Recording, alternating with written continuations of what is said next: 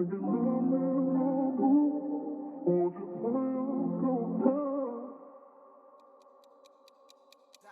got you all in my view, but I've been busy chasing dreams. I got more than a few. I'll get there in due time, but for now I ask the Lord, what's my purpose? I find as soon as I start searching, right below the surface. Yeah, it's right below the surface. What's up, everybody? My name is Tyshawn Patterson, the founder of Training Passionate. I was born and raised in Hartford, Connecticut. I lived there till about 6th grade. I came to Orlando, Florida, and I grew up in Orlando, Florida from 7th grade on. Tell us about someone who's had a major impact on your life growing up. One person that had a major impact on my life growing up, his name was Doug Wiggins. He actually was from Connecticut, so it was an inspiration for me to see somebody that come from a small city like Connecticut, play basketball the same way I play basketball. He was an older African-American male, and something like that was an inspiration for me. He was the star of the high school basketball team at a young age, and then he went on to play at the University of Connecticut, which is a big time inspiration for me for being a kid that lived in Connecticut, and that was a major university in that state, right? And it was a top 25 school for years and years on. So to see somebody do something like that, accomplish dreams and goals like that, it was something that I wanted to do because I see somebody else do it. Where were you born and raised?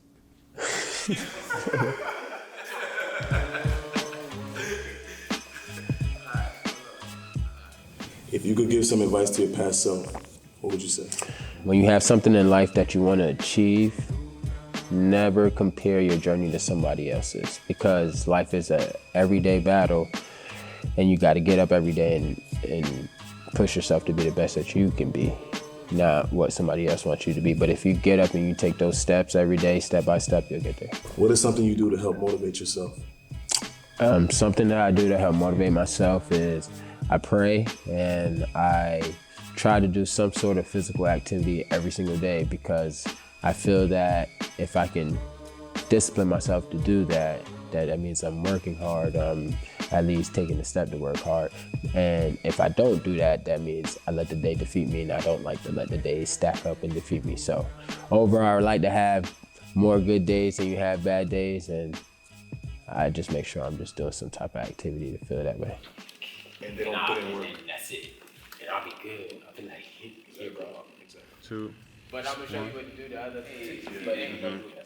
If you don't do it at home, the extra stuff, the stretching, the studying film, like it's not just dribbling the ball. One of the major differences between the pros and everybody else aspiring to be a pro is the confidence level. The pros understand that they're getting paid to do a job, so they work their tails off every single day in order to do that job, right? So a person that's trying to get there sometimes take days off or sometimes relaxes, where a person that's getting paid for it, they're working their tail off every single day. What is the most memorable experience you've had of being a trainer?